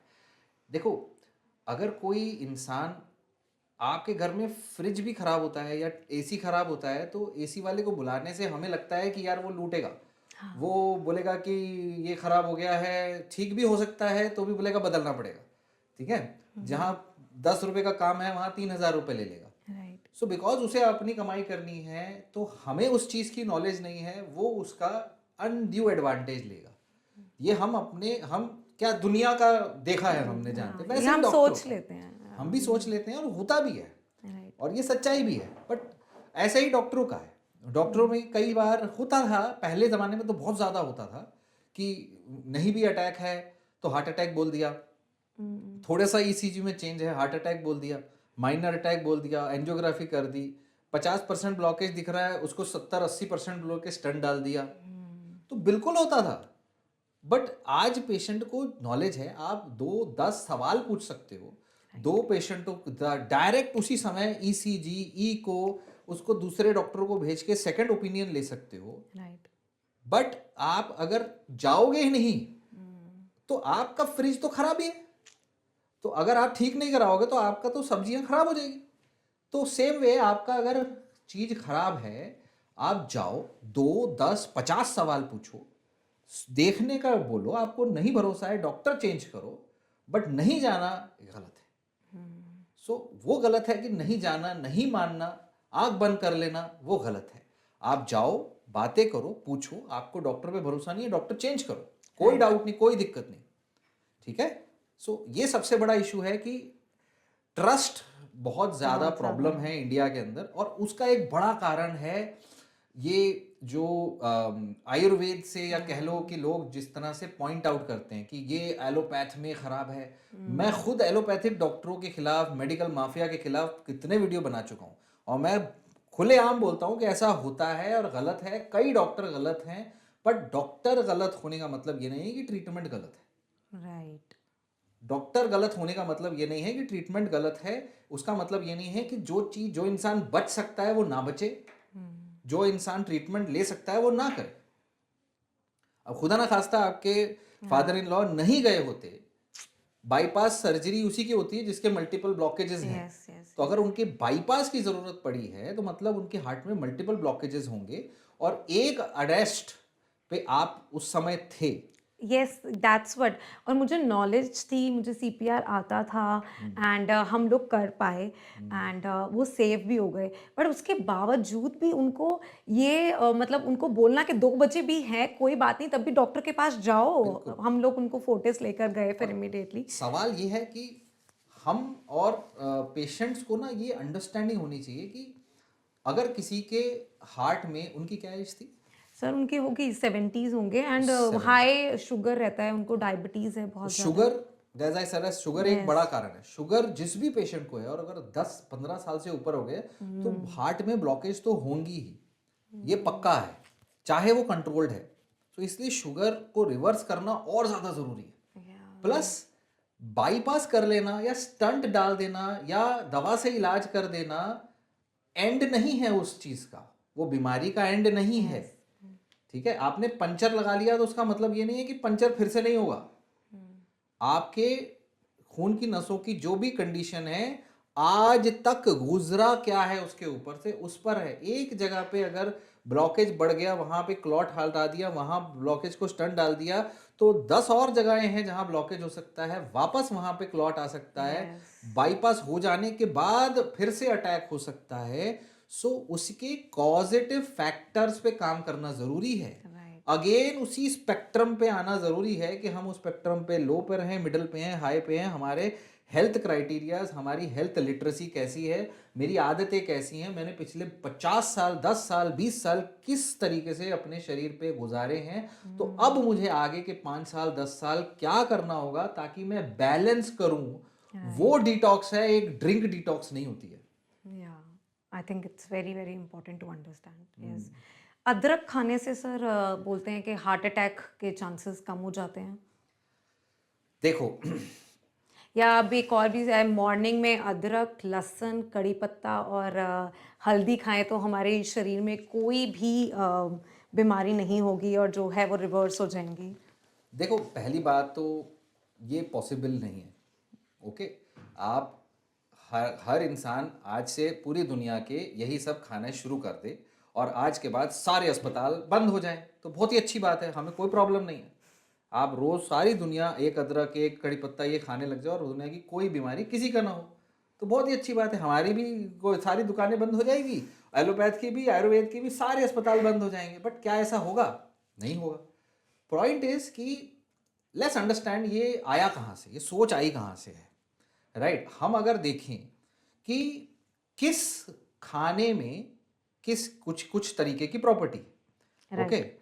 अगर खाने के अंदर कुछ खानों में एंटी इन्फ्लामेटरी प्रॉपर्टी है, हल्दी हो गया और ओमेगा 3 हो गया, कुछ खाने में प्रो इन्फ्लामेटरी प्रॉपर्टी है, ठीक है, जैसे ओमेगा 6 हो गया, और आपके अदरक हो गया, अदरक या दूसरी जो एक्चुअल दवा है जैसे अर्जुन की छाल है, उसमें एंटी प्लेटलेट जैसी थोड़ी सी खून क्लॉट्स को खून पतला करने की दवा जो हम देते हैं, डिस्प्रिन जो आपने दी, यस। उसके जैसी थोड़ी सी प्रॉपर्टी है, ठीक है। सो अगर आप एक डिस्प्रिन लेते हैं, जैसे एग्जांपल देता हूं मैं, अगर आप चीनी, चाय में चीनी की जगह कोई पत्तियां डाल दें जिनमें थोड़ा मिठास है, तो आप कहे कि पत्तियां ही सारी दुनिया डाले, चाय ना डाले, शुगर ना चीनी डाले, डालें। चीनी ना डाले, गुड़ ना डाले, तो उस पत्तियों में है मिठास, कोई मना नहीं कर रहा। वैसे ही उस अदरक के अंदर कोलेस्ट्रॉल को कम करने की प्रॉपर्टी है। जो लहसुन के अंदर लहसुन के अंदर है, गार्लिक। आपके अदरक अर्जुन की छाल के अंदर खून पतला करने की प्रॉपर्टी है, बट उस दवा से काफी कम है। चीनी से तो कम ही मीठी करेगी ना पत्तियां आपकी चाय। एब्सोल्युटली। मगर ये बोल देना कि भैया आपको ये खाने से कभी अटैक नहीं आएगा, अरे हमारी हैवी वाली दवाइयां लेते हुए भी अटैक आते हैं, तो सिर्फ वो थोड़ी सी प्रॉपर्टी वाली दवा लेने से कैसे नहीं आ सकता? आ सकता है। आपको बाकी चीजें भी तो ठीक करनी पड़ेगी। आपकी लाइफस्टाइल में आप कहाँ खड़े हो वो भी तो देखना पड़ेगा। ये तो ये बात हो गई कि भाई ये हमारा एक चीज है, आप अपनी गाड़ी में लगाओ, आपकी गाड़ी को सर्विस की जरूरत नहीं, आपकी गाड़ी जिंदगी भर चलेगी। बट ऐसे क्लेम रियलिस्टिक नहीं है। पर ऐसे क्लेम्स में अगेन वही चीज है, किसी को कोई मनाही नहीं है अदरक लहसुन ये सब चीजें खाने में, बट ये सोच लेने में गलत है कि बस ये काफी है। ये सोच गलत है कि ये काफी है, और यही चीज फिर लोगों को लगती है भाई मैं 10 साल से मेहनत करके रोज सुबह ये सब खा रहा हूं, मेरे को रात को 2 बजे दर्द हुआ, मैं अस्पताल नहीं जाऊंगा क्योंकि मुझे अटैक हो नहीं सकता है, क्योंकि फलाने ने कहा दिया अटैक होगा नहीं आपको। और क्या हुआ? हार्ट रुक गया। क्या हुआ? पता नहीं, डॉक्टर साहब आपने बचाया नहीं। अरे भैया तुम आ तो जाओ। राइट। फिर हॉस्पिटल में आके डॉक्टर साहब आपने नहीं बचाया, आपको नहीं आया, ये क्या हो गया? गलत बात है। हर जगह पे अंडरस्टैंडिंग होनी चाहिए, बेसिक्स होना चाहिए, ट्रस्ट होना चाहिए। सवाल आप पूछो, जवाब हम देंगे। जो नहीं दे रहा मत जाओ उसके पास, ऑप्शन है ना आपके पास। 14 इयर्स पहले सर, आपकी इसी बात से मुझे एक इंसिडेंट से याद आया। 14 इयर्स पहले मेरी मामी की डेथ हुई थी, एंड मेरी मामी को बहुत, उन्होंने 3-4 डॉक्टर्स को दिखाया कि नहीं आपको बाईपास की रिक्वायरमेंट है, बट उन्होंने बाईपास नहीं कराया। क्यों? क्योंकि एक डॉक्टर ने बोला था कि मैं बिना बाईपास के भी सिर्फ मेडिसिन से इसको क्लियर आउट कर सकता हूँ। That was an allopathic doctor, doctor Karoli, जो एंड मतलब सब उनके पीछे पड़ रहे कि बाईपास करा लो, but she didn't agree for that, कि नहीं, उन्होंने बोला है कि आप 2-3 महीने दो तो सही मुझे, 2-3 महीने दो तो सही। 2-3 महीने में रही ही नहीं वो। सो ये मुझे इतना तब से मतलब ऐसे लगता है कि वाई हम लोग कुछ कर नहीं पाए उनके लिए। अपने आप को कभी-कभी ऐसा लगता है, मेरे मामा जी भी अपने आप को दोष देते हैं कि मैं तो ज़बरदस्ती उसको लेकर जाता। हम भी सोचते रहे कि डॉक्टर ने बोला है 2 महीने दो तो सही मुझे। अब देखो, एक ये बात आपकी बिल्कुल सही है, मगर ऐसी कई और भी स्टोरीज हैं। या हमारे पास ऐसे भी पेशेंट्स आते हैं जिनको 10 साल पहले बाईपास के लिए बोला है, लेकिन अब 10 साल निकल गए, 20 साल निकल गए, उनको कुछ नहीं हुआ। एग्री। वो खुश बढ़िया घूम रहे हैं, चल फिर रहे हैं। मतलब देखिए, ये एक फैक्टर नहीं है, राइट। ऐसे कई स्टोरीज हैं जहाँ पे लोगों को कैंसर डिटेक्ट होता है, कहते हैं कि आपके पास 2 साल 5 साल है, लेकिन वो 10 साल जी जाते 10 हैं। साल जीजा। सो क्योंकि वो एक फैक्टर नहीं है, वो रिस्क है। या आपकी अगर गाड़ी में लाल बत्ती जल रही है इंजन वाली, तो गाड़ी वाला कहेगा ये कभी भी रुक सकती है, मगर वो रिस्क है, हो सकता है आपकी चलती जाए साल भर। और तो सेम इसमें है। तो यहाँ पर क्या है कि हार्ट के अंदर ब्लॉकेजेस अगर हो जाती हैं, तो आपकी बॉडी में क्षमता है कि वो बाईपास कोलैटरल्स साइड की छोटी नसों को बड़ी करे। ये डिपेंड करेगा कि डेवलप वो जो ब्लॉकेज डेवलप होते होते आप कितने एक्टिव थे, आपके अंदर प्रॉपर न्यूट्रिएंट्स थे या नहीं। या अगर आपका किसी का एक आंख डैमेज हो जाती है तो दूसरी आंख उसकी थोड़ी स्ट्रांग हो जाती है, कॉम्पनसेट करती है। किसी का हाथ कमजोर हो जाता है, दूसरा हाथ से वो ज्यादा काम करने लगता है, कॉम्पनसेट करने लगता है। किसी की हार्ट के अंदर 3 नसों में एक ब्लॉक हो जाती है तो दूसरी 2 मोटी होने लगती हैं। बट उस मोटे होने के लिए उसको प्रॉपर एनवायरनमेंट चाहिए, उसको प्रॉपर स्टिमुलस चाहिए, एक्सरसाइज चाहिए प्रॉपर, बहुत ज़्यादा भी नहीं बहुत कम भी नहीं, डाइट सही चाहिए, न्यूट्रिएंट सही चाहिए, लाइफस्टाइल सही चाहिए, राइट। और विल पावर चाहिए कि अगर मैं ये चाहता हूं कि मैं जीऊंगा तो मैं जीऊंगा, ठीक है। मगर वो चीज़ कि मैं रसगुल्ला भी खाऊंगा, मैं स्मोकिंग भी करूंगा, मैं एक्सरसाइज भी नहीं करूंगा और जो होगा देखा जाएगा, वो फिर एक रिस्क है। वो फिर कौन से डायरेक्शन में आपकी जीवन जाएगा वो सिर्फ ऊपर वाले के हाथ में है। वो कोई, किसी को अटैक हो जाएगा, किसी को नहीं होगा। 3 नसों में ब्लॉकेज अगर डेवलप हुआ है तो वो एक दिन में नहीं हुआ। राइट। बाईपास की बात हुई है तो वो 10 साल लग जाते हैं उसको। जिसको 10 साल में अब जाके कोई सिम्टम हुआ है, उसके अगले साल भर में अटैक आने के चांसेस हाई है, पॉसिबिलिटी है, कंपलसरी नहीं है। वो किस्मत पे हो सकता है भगवान ने उसको चलाना है और चला लिया चला लिया चला लिया चला लिया, 10 साल और चल गए वो, ये भी होता है। बट क्या आप वो रिस्क लेना चाहते हो? राइट। क्या आप उसको रेगुलर मॉनिटर करना चाहते हो? क्या आप उसके मैनेज करने के टेक्निक्स समझना चाहते हो, या केवल अदरक लहसुन खा के अर्जुन की छाल पे किस्मत के ऊपर अपना जीवन पे अपने दाव खेलना चाहते हो? ये सवाल है। Yeah, right. Sir, and it's also saying that coffee is very, it's not good for heart health, and red wine is very good for heart health. Is it true? ना, कॉफी हार्ट के लिए healthy नहीं है, ये तो मैंने भी नहीं सुना। अच्छा। Coffee is very good for your health, for liver. For heart health also? No, heart के लिए भी कॉफी हेल्दी है। Okay. Coffee is good for heart. Okay. देखो, caffeine Caffeine, yes. Caffeine is different, coffee is different, चाय different. चाय और coffee के अंदर एक इंग्रेडिएंट है caffeine. So let's take as caffeine is good for heart health. Caffeine can increase your heart rate. Okay. Okay, चाय, coffee, green tea या किसी भी प्रकार के कुछ सोडा वाले जो ड्रिंक्स हैं, कोको कोला या रेड बुल, इनमें कैफीन होता है। कैफीन आपको जगाता है, आपकी हार्ट रेट बढ़ाता है, आपके सिंपैथेटिक सिस्टम को थोड़ा एक्टिवेट करता है। सो अगर कोई इंसान है जिसको हार्ट की रिदम प्रॉब्लम होती है, या जिसको हार्ट के अंदर मल्टीपल ब्लॉकेजेस हैं, सो टारगेट क्या है कि उसके हार्ट पे लोड ना आए। Right. तो टारगेट ये होता है कि हम उसकी हार्ट रेट को 80 से नीचे रखें।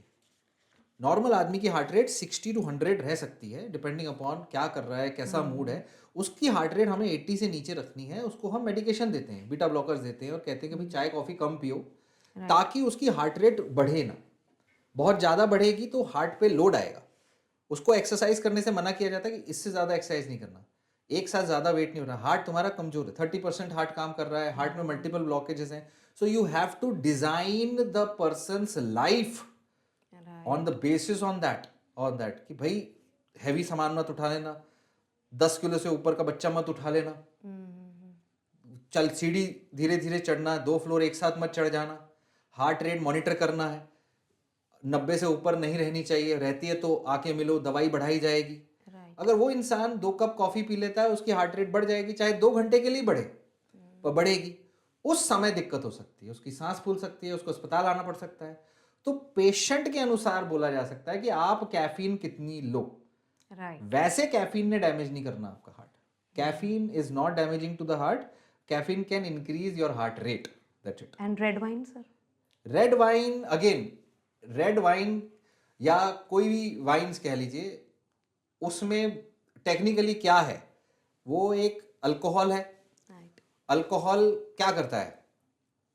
आपको काम करता है। क्यों पीते हैं लोग? स्ट्रेस कम करता है, नशा आपके इनहिबिशंस को कम करता है।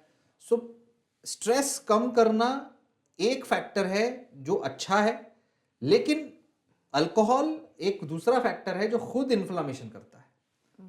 सो स्ट्रेस कम करने के लिए और बहुत अच्छी चीजें हैं। Right. आप नींद ले लो, आप योगा कर लो, राइट, आप अपने पार्टनर के साथ एक अच्छा टाइम स्पेंड कर लो, आप मूवी चले जाओ, आप लाफ्टर मूवी देख लो। स्ट्रेस कम करने के और बेटर तरीके।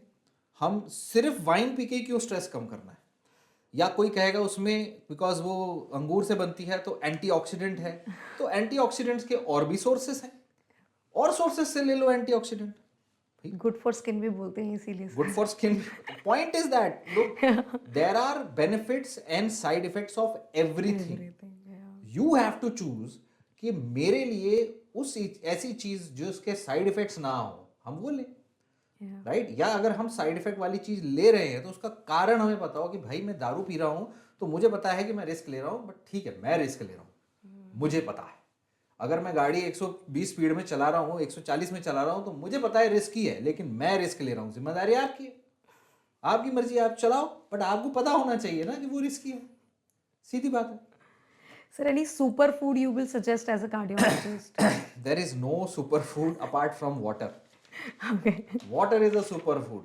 Water is a damn big superfood. People नहीं लेते हैं वैसे, because there is no food which can bring because super जैसा कोई पावर आपके अंदर ले आए. There is no food which can make you super resistant to diseases, super powerful और super anything, right? But there are some things जो आपकी body में एनर्जी लेवल बढ़ा सकती हैं, जो आपके मसल्स में पावर बढ़ा सकती हैं. डिपेंड करता है आप सुपर किस लेवल, किस चीज में बोल रहे हो. सुपर मेमोरी है, कि सुपर पावर है, या सुपर एजिलिटी है, सुपर स्पीड है. सर एक सर्टेन एज के बाद सप्लीमेंट स्टार्ट करने चाहिए Absolutely. Age is not really the concept here. Concept. The concept is your body's requirement. आपकी डाइट कैसी है. If a child does not eat green leafy vegetables, वो बच्चा आयरन डेफिशिएंट हो जाएगा. राइट. सो बच्चों को भी आयरन की डेफिशिएंसी हो रही है, तो उनको भी सप्लीमेंट चाहिए. So it does not matter आपकी एज क्या है. इट डिपेंड्स अपॉन आपकी डाइट सफिशिएंट न्यूट्रिएंट आपको दे रही है क्या नहीं. Right. Simple. Either you do test or you suffer symptoms of the deficiency or you just take the supplements. Sir हम जो सप्लीमेंट्स हैं वो बिना अपना चेकअप कराए लें, या कुछ कुछ सप्लीमेंट्स जैसे बोलते हैं मल्टीविटामिन तो स्टार्ट कर ही दो, विटामिन डी स्टार्ट कर ही दो, देखो. या फिर पर्टिकुलरली टेस्ट करा के ही हमें स्टार्ट करने हैं. इंडिया के अलावा पूरी दुनिया में कोई आयोडाइज्ड नमक नहीं लेता.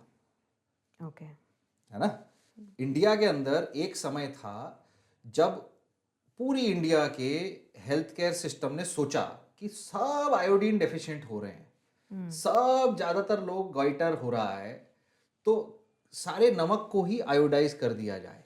राइट. तो एक पॉपुलेशन, एक जगह को एक ग्रॉस एपिडेमियोलॉजिकली पता चल सकता है कि इस एरिया में इस चीज की कमी है, इस एरिया में इस तरीके की फोर्टिफिकेशन फूड में होनी चाहिए. राइट. तो इसी तरह से हम एपिडेमियोलॉजिकली ये डिटरमाइन कर सकते हैं कि ज्यादातर लोग इंडिया में आज vitamin D, B12, iron, iodine deficient हैं.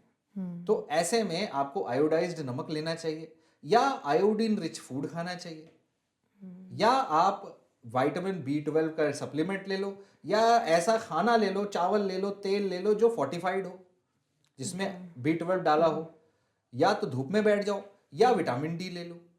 राइट. या आपका आयरन का सप्लीमेंट ले लो, या आयरन रिच फूड खा लो. अब या तो आप अपने सेहत पे ध्यान दो, या फिर आपके डॉक्टर दे, वरना आपको प्रॉब्लम आएगी. और जब प्रॉब्लम आएगी वो जितनी बड़ी होगी उसके बेसिस पे आपके टेस्ट होंगे, आपको दवा. तो अगर कोई इंडिया में रहता है और वो एक B12 और विटामिन डी का सप्लीमेंट रेगुलरली लेता है तो वो गलत नहीं है. बट वो रेगुलरिटी हर एक के लिए अलग होगी. आपकी हो सकता है वो रेगुलरिटी हफ्ते में एक बार हो, किसी का हो सकता है महीने में एक बार हो. राइट. आप महीने में एक बार विटामिन डी लेते हो, 2 महीने में एक बार विटामिन डी लेते हो, कोई बात नहीं. पर आप रोज ले रहे हो, आप रोज डबल डोज में ले रहे हो, ट्रिपल डोज में ले रहे हो, तो टॉक्सिसिटी लेवल, टॉक्सिक लेवल तक भी जा सकते हो. सो एक मल्टीविटामिन को इसीलिए ऐसे लेवल्स पे चीजें रखी जाती हैं कि वो डेली लेने पे भी नुकसान ना करे. तो कई लोग ऐसे सवाल खड़े करते हैं कि सर मल्टीविटामिन इसमें तो कुछ ज्यादा ही नहीं है. तो ज्यादा नहीं रख सकते क्योंकि वो मल्टीविटामिन है, क्योंकि वो रोज लेना है. हाँ, क्योंकि वो रोज लेने के लिए जनहित में जारी के लिए बनाया जा रहा है. तो उसको ज्यादा दे देंगे तो नुकसान हो जाएगा. राइट. और ज्यादा के लिए तो डॉक्टर बैठे हैं कि ज्यादा है तो स्पेसिफिक डोज में आप दवा, इंजेक्शन अवेलेबल है.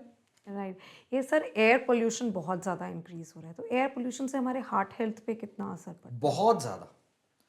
और मुझे बहुत अच्छा लगा, अभी कुछ टाइम पहले डॉक्टर त्रिहान का भी एक इंटरव्यू देखा था. उन्होंने जो एयर पोल्यूशन एक बड़ा फैक्टर बताया हार्ट अटैक का, जो एक बहुत बड़ा फैक्टर है, जो बहुत इग्नोर्ड फैक्टर है.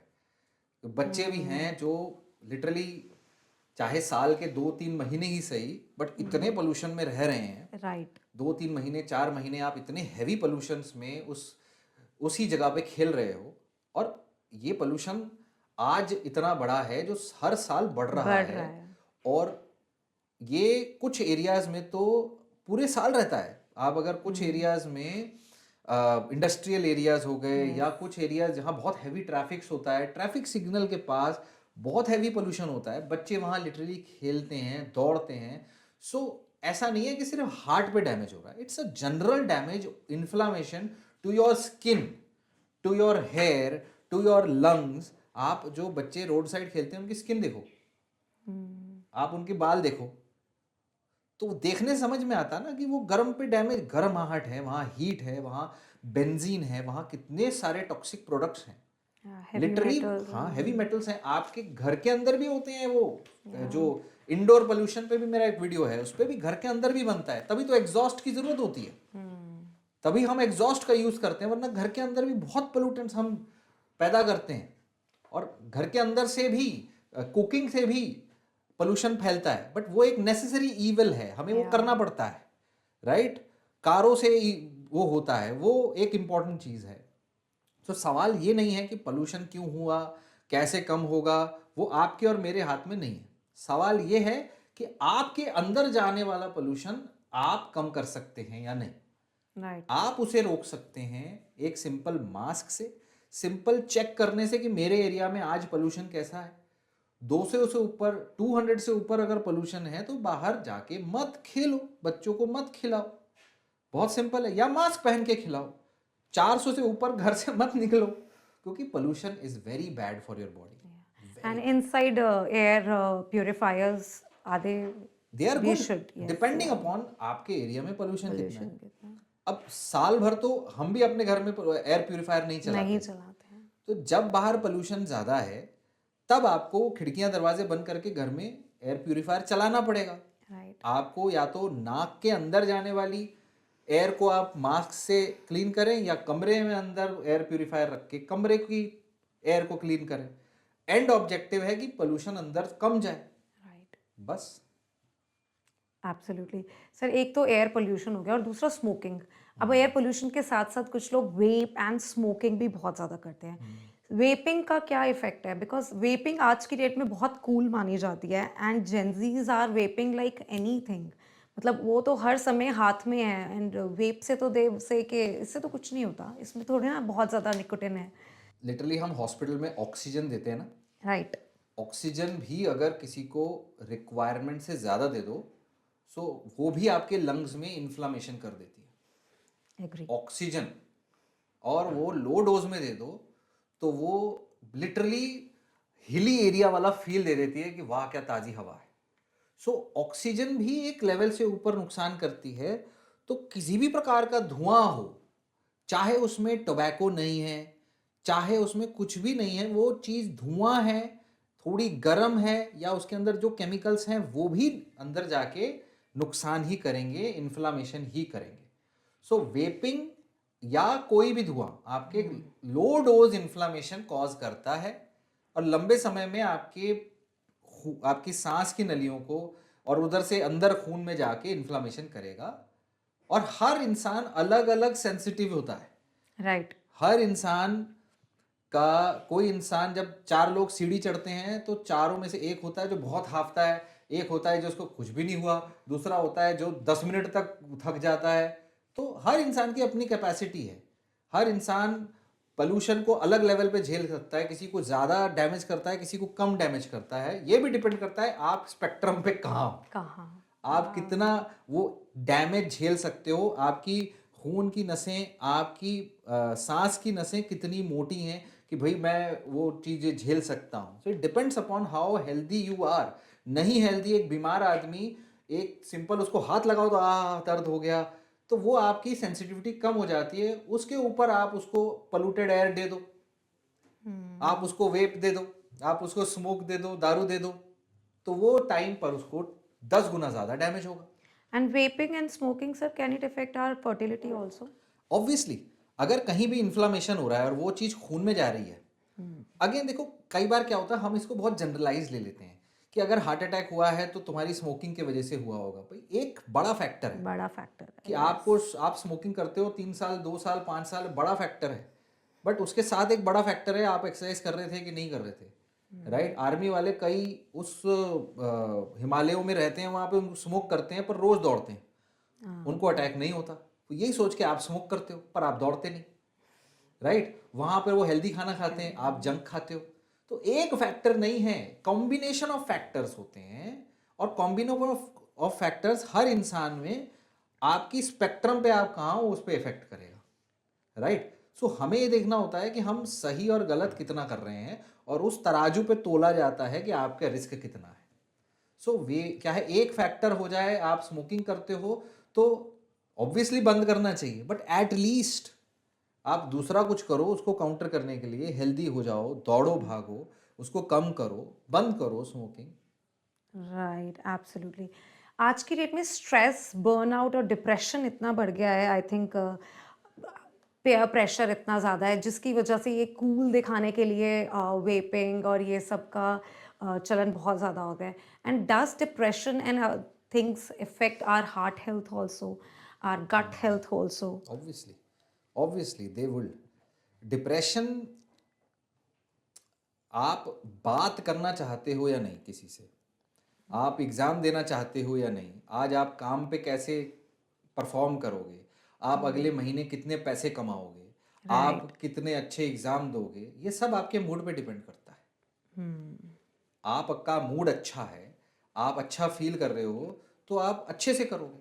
सेम वे आपकी बॉडी है, अगर आपका मूड ही खराब है तो आप जब खुद नहीं एफर्ट लेना चाह रहे हैं, आपकी बॉडी भी जो प्रोटेक्टिव रिस्पॉन्स है वो भी फिर स्लगिश हो जाएगा, वो भी स्लो हो जाएगा, और आपकी बॉडी बहुत ज़्यादा स्ट्रेस हार्मोन्स प्रोड्यूस करेगी। राइट। सो एंटी जो कॉर्टिसोल लेवल्स आपके बढ़ जाते हैं, तो वो स्ट्रेस हार्मोन्स आपकी बॉडी के होम्योस्टैटिक लेवल्स को स्विच कर देगा टू इजीली इरिटेबल। आप जल्दी इरिटेट हो जाओगे, आपके ऊपर पोल्यूशन का इफेक्ट ज़्यादा होगा, दारू का इफेक्ट ज़्यादा होगा, स्मोकिंग का इफेक्ट ज़्यादा होगा, शुगर ज़्यादा लोगे तो इंसुलिन रेजिस्टेंस जल्दी होगा, स्ट्रेस में ज़्यादा खाओगे तो मोटे जल्दी होगे।